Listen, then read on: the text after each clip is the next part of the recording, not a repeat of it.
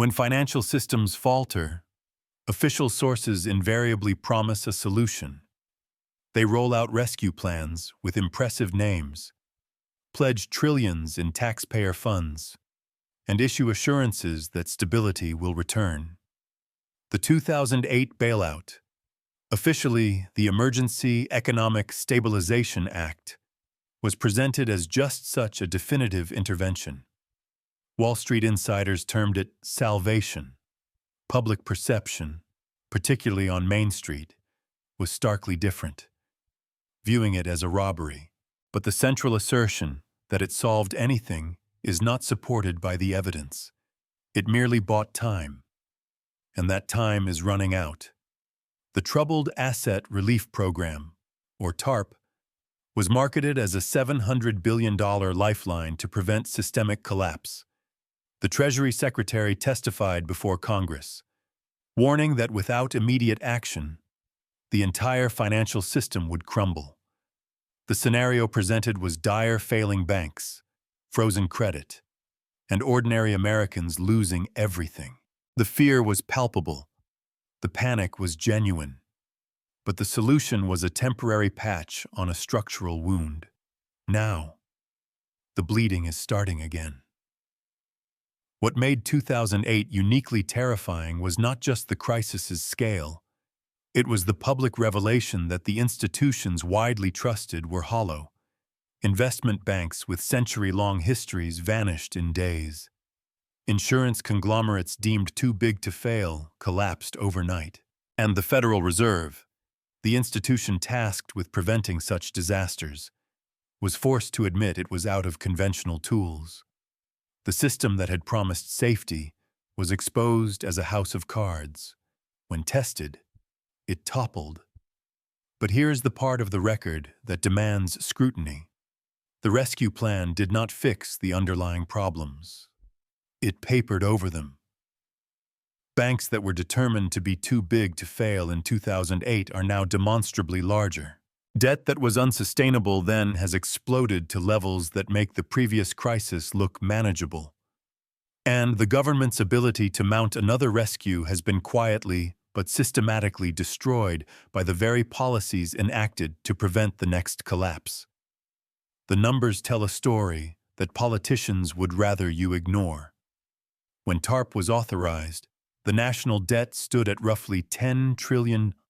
Today, analysis shows it has nearly quadrupled to over $38 trillion. Interest payments alone now consume more of the federal budget than the entire Defense Department. Every day, the government borrows more money just to pay the interest on money it has already borrowed. This is not sustainable fiscal policy. It is a financial structure analogous to a Ponzi scheme, dressed up in economic jargon. And unlike 2008, when the Federal Reserve could cut interest rates to near zero and print money without immediate consequence, the tools that saved the system last time are either exhausted or unusable. Interest rates have already been raised to combat inflation, leaving little room to cut them again. The money supply has been expanded so dramatically that printing more risks destroying the dollar's credibility entirely. The ammunition that policymakers relied on during the last crisis has been spent, and the enemy is marching toward the gates again. What is coming in 2026 is not just another recession. It is the reckoning for 16 years of kicking the can down the road.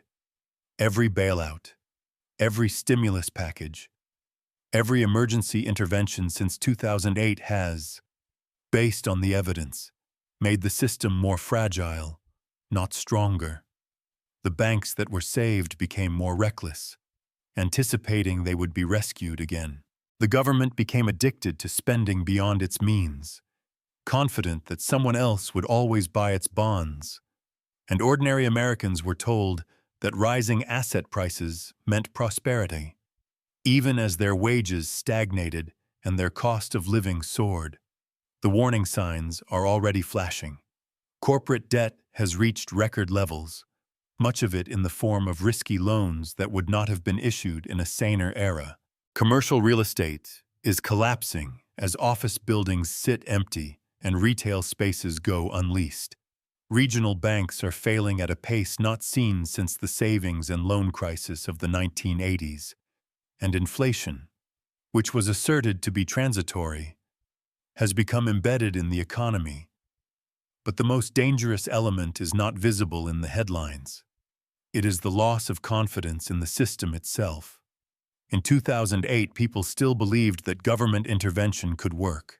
They trusted that the Federal Reserve knew what it was doing. They had faith that America's economic leadership would find a way through the crisis. That faith has been shattered by years of documented policy failures, political dysfunction, and the growing realization that the people in charge are either incompetent or corrupt.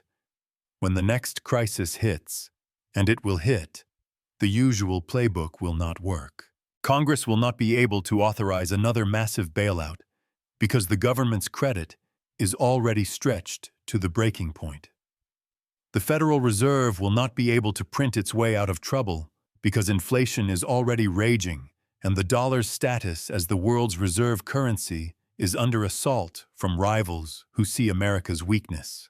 And the American people will not accept another rescue of Wall Street while Main Street suffers, because they have learned that the benefits of these programs flow upward while the costs flow down. This is not pessimism, it is arithmetic. When you borrow your way out of a debt crisis, you do not solve the problem. You make it bigger. When you bail out institutions that should fail, you do not create stability. You create moral hazard. And when you promise that this time is different while repeating the same mistakes that caused the previous disaster, you do not inspire confidence. You guarantee catastrophe. The 2008 rescue plan worked in the narrow sense that it prevented an immediate collapse.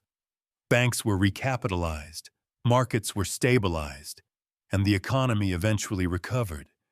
But it worked the way a painkiller works for a broken bone. It numbed the pain without healing the injury, and now the bone is shattered beyond repair. What makes 2026 different is that the injury has metastasized. The problems that caused the 2008 crisis have grown larger, more complex, and more interconnected. The solutions that worked then are no longer available, and the political will to implement painful but necessary reforms has evaporated in a cloud of partisan gridlock and special interest capture.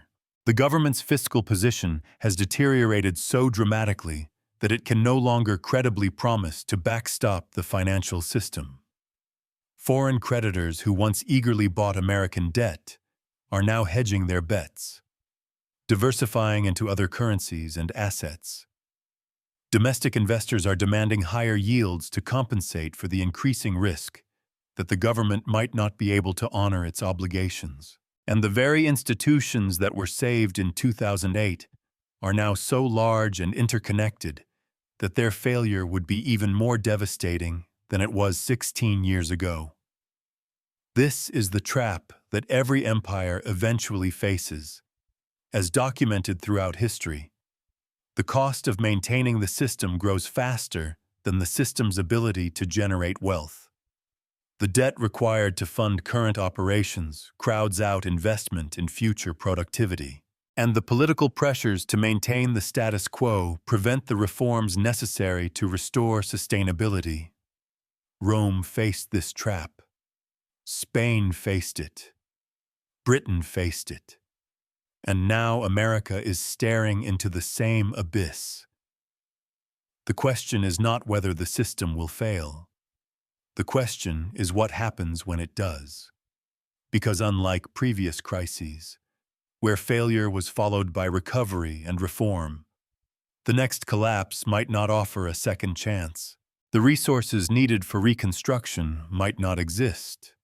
The international cooperation required for stabilization might not be available, and the social cohesion necessary for collective action might have already dissolved in a toxic stew of inequality, polarization, and despair.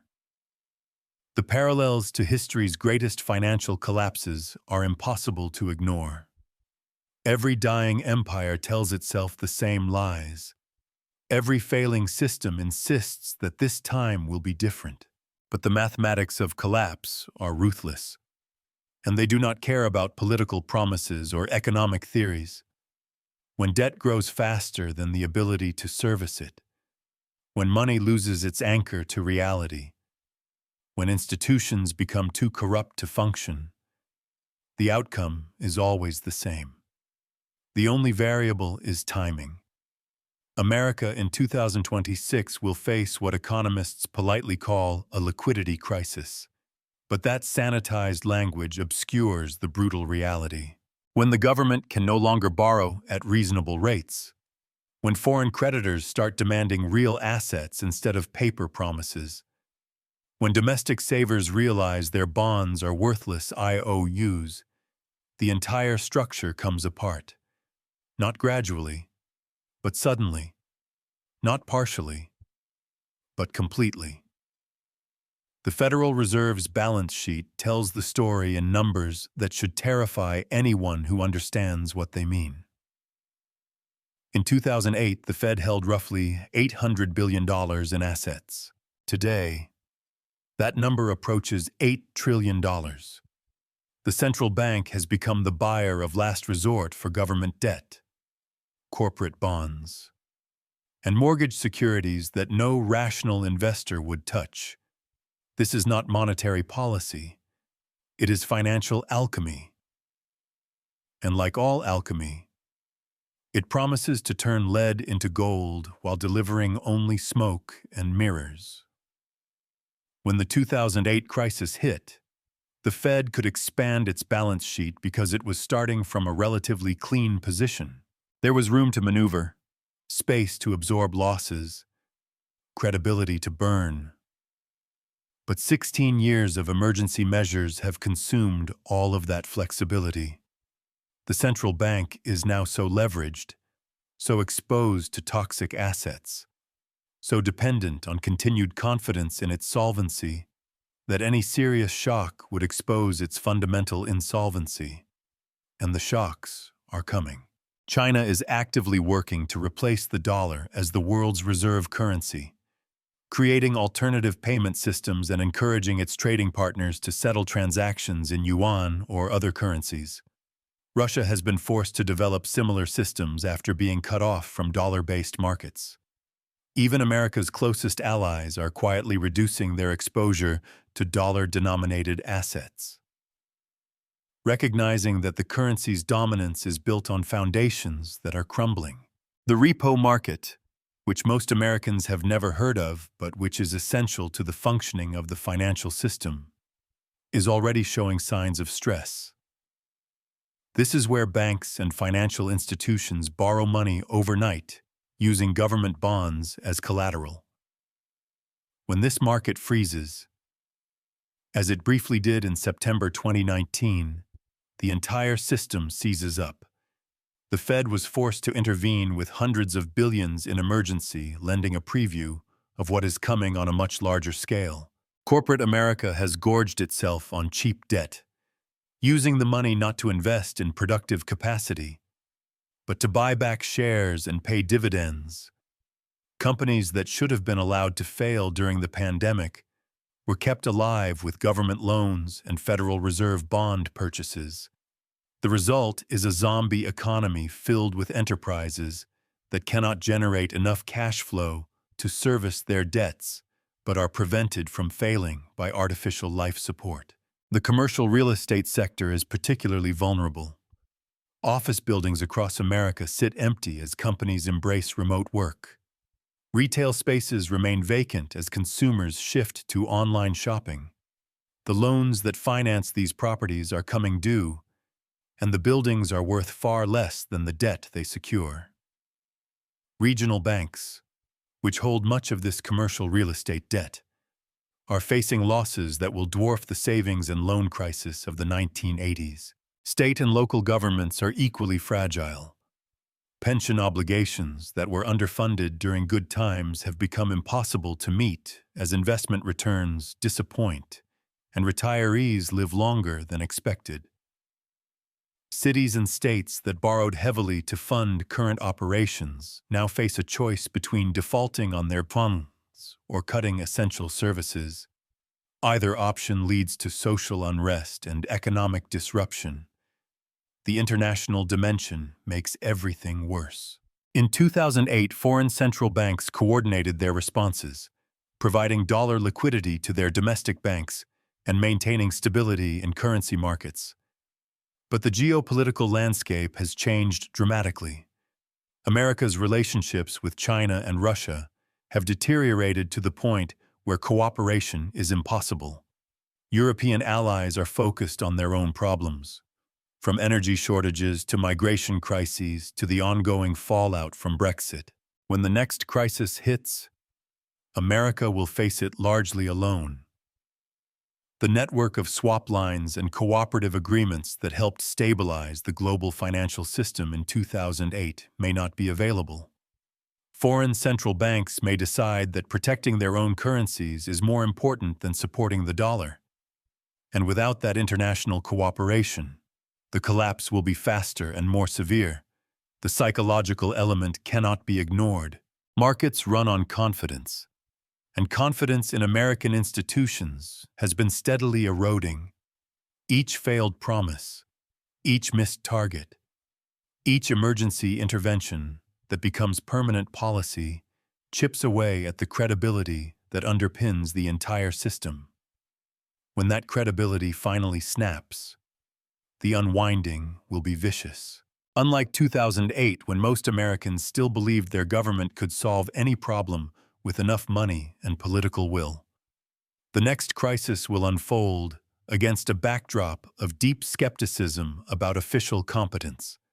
The response to the pandemic, the chaotic withdrawal from Afghanistan, the inability to control inflation or secure the border have all contributed to a growing sense that the people in charge do not know what they are doing. This loss of faith is not just domestic.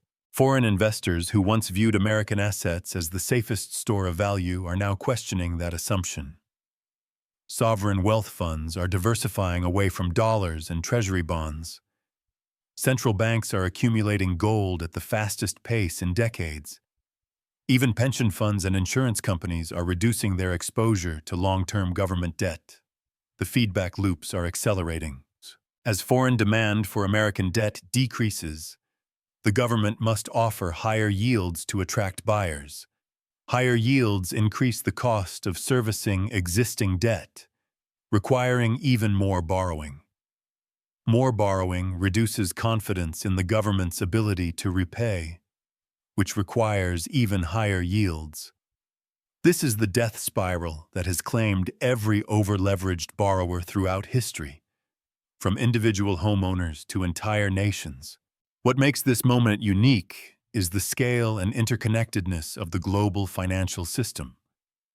When banks failed in the 1930s, the damage was largely contained within national borders. When the 2008 crisis spread internationally, central banks still had the tools and credibility to respond. But the next collapse will unfold in a world where debt levels are higher, policy tools are exhausted, and international cooperation has broken down. The rescue plan that worked in 2008 required three things: massive government spending, central bank money printing, and international coordination.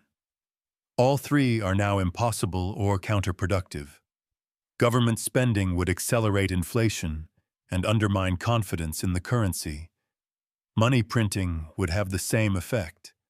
And international coordination is blocked by geopolitical rivalries that did not exist 16 years ago. This leaves America facing a crisis with no viable solutions, only increasingly desperate measures that will make the eventual collapse more severe. The government will try the same playbook that failed everywhere else throughout history, and the results will be just as predictable. Price controls will create shortages and black markets. Currency manipulation will destroy what remains of the dollar's credibility, and attempts to force compliance through regulation will drive capital underground or offshore. The banking sector that emerged from 2008 supposedly stronger is actually more fragile than ever. Concentration has increased dramatically, with the largest institutions now controlling an even greater share of total assets. The top 5 banks hold more deposits today than the top 10 held before the crisis. This concentration was supposed to create stability through diversification and scale. Instead, it has created systemic risk on a level that makes the previous crisis look manageable. These mega banks have used their government-backed advantages to crowd out smaller competitors and take on risks that would have been unthinkable in a truly competitive market. They know they will be saved again, so they behave accordingly. Trading desks that should have been shut down after 2008 are larger and more leveraged than ever. Derivatives positions that contributed to the last meltdown have grown exponentially, and the complex interconnections between these institutions mean that the failure of anyone could trigger a cascade that brings down the entire system. The shadow banking sector, which includes money market funds, hedge funds, and other non-bank financial institutions, has exploded in size since 2008. These entities perform bank-like functions without bank-like regulation or government guarantees. When stress hits the system, they are the first to run for the exits, amplifying any downturn. The repo markets they depend on for funding can freeze overnight, leaving them unable to meet their obligations. Meanwhile, the real economy that all of this financial engineering was supposed to serve has been hollowed out. Manufacturing jobs have continued to migrate overseas. Infrastructure has deteriorated to the point where basic services can no longer be taken for granted. Innovation has been concentrated in a handful of technology companies that create wealth for their shareholders while eliminating jobs for everyone else. The social contract that held American society together during previous crises has been shredded by decades of rising inequality and declining opportunity. The middle class that once provided stability and legitimacy to the system has been squeezed between stagnant wages and rising costs. Young Americans face the prospect of being worse off than their parents for the first time in generations. And older Americans watch their retirement savings evaporate in real terms, while their elected representatives promise solutions that everyone knows are impossible.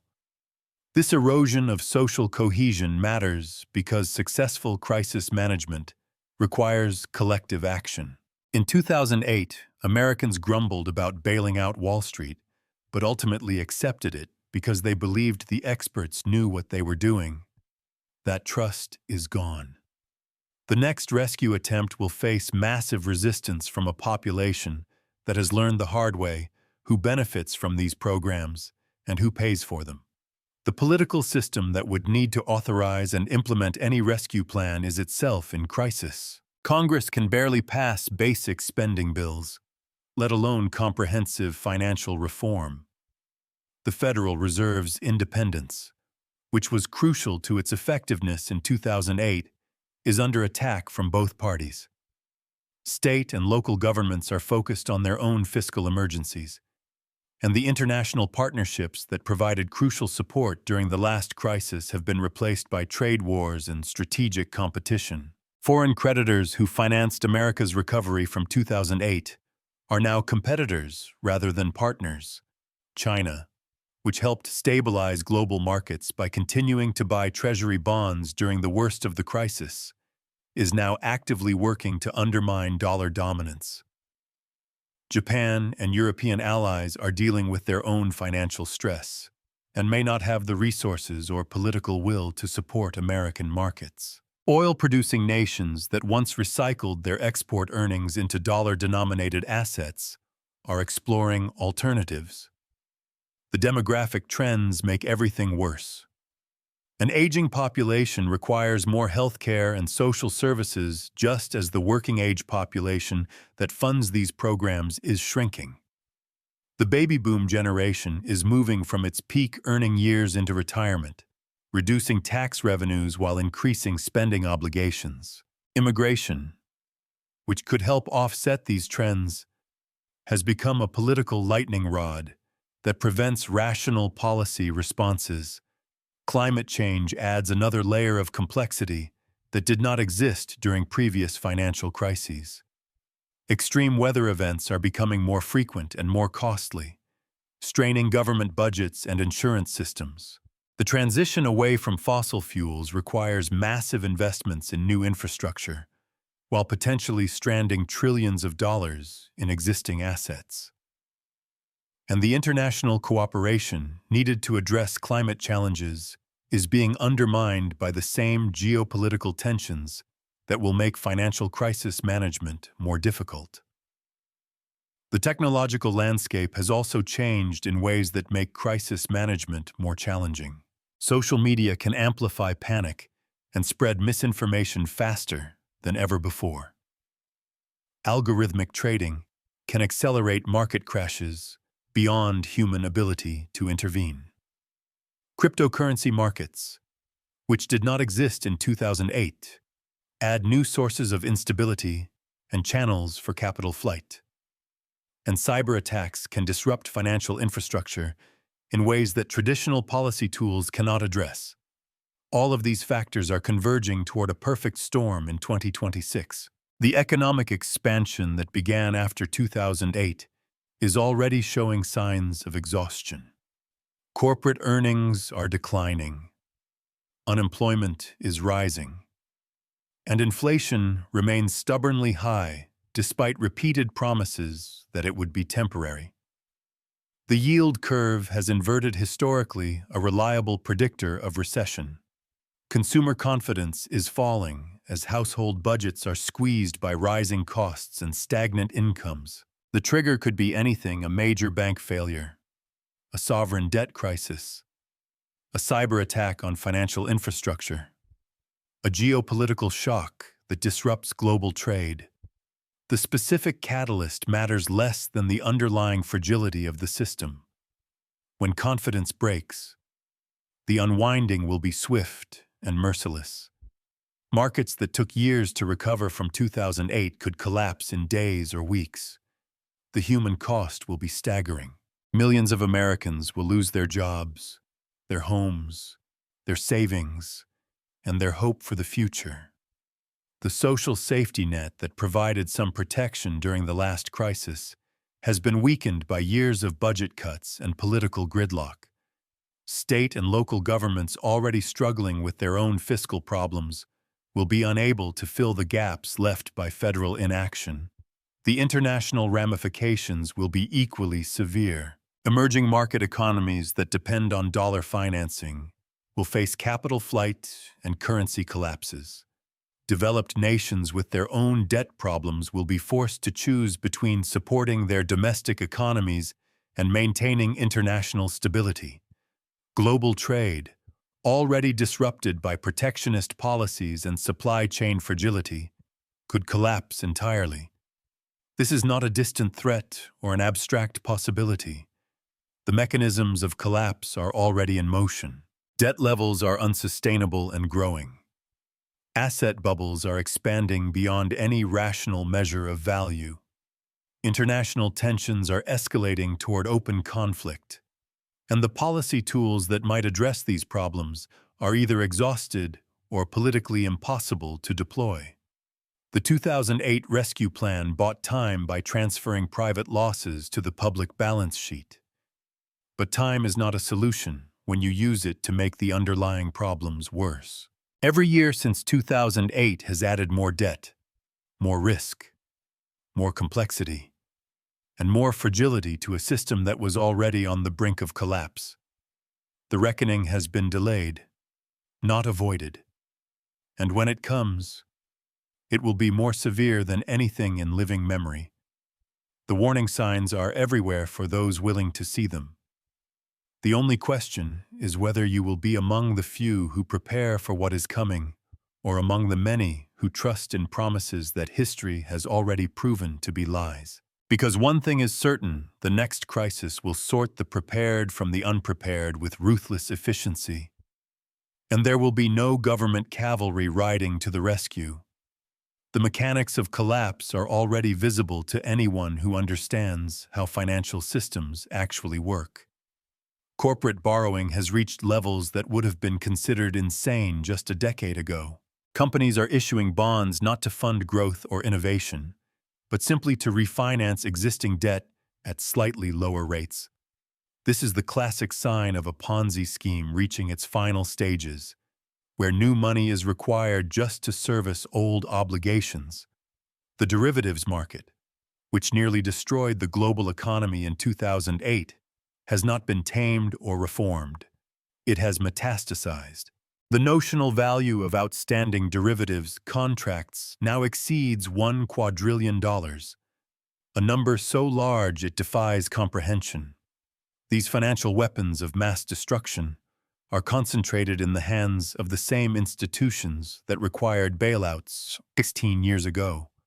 Only now they are bigger, more interconnected, and more systemically dangerous. Regional banks across America are sitting on hundreds of billions in unrealized losses from bonds they bought when interest rates were near zero. As rates rose to combat inflation, the value of these bonds collapsed, creating paper losses that become real the moment depositors demand their money back. Silicon Valley Bank was just the beginning, a preview of the wave of failures that will sweep through the banking sector when confidence finally breaks. The repo market that keeps the financial system's plumbing functioning is showing increasing signs of stress. Overnight lending rates spike without warning, forcing the Federal Reserve to intervene with emergency liquidity injections that have become routine rather than exceptional. Each intervention is larger than the last. Each crisis requires more dramatic measures, and each temporary fix creates the conditions for an even more severe breakdown. The 2008 rescue plan didn't save the system. It broke it more completely than any crisis in American history. When 2026 arrives, there will be no cavalry, no bailouts, no magic solutions. Only the brutal mathematics of collapse and the sorting of those who prepared from those who trusted in lies. History doesn't repeat, but if you ignore its warnings, it will crush you all the same.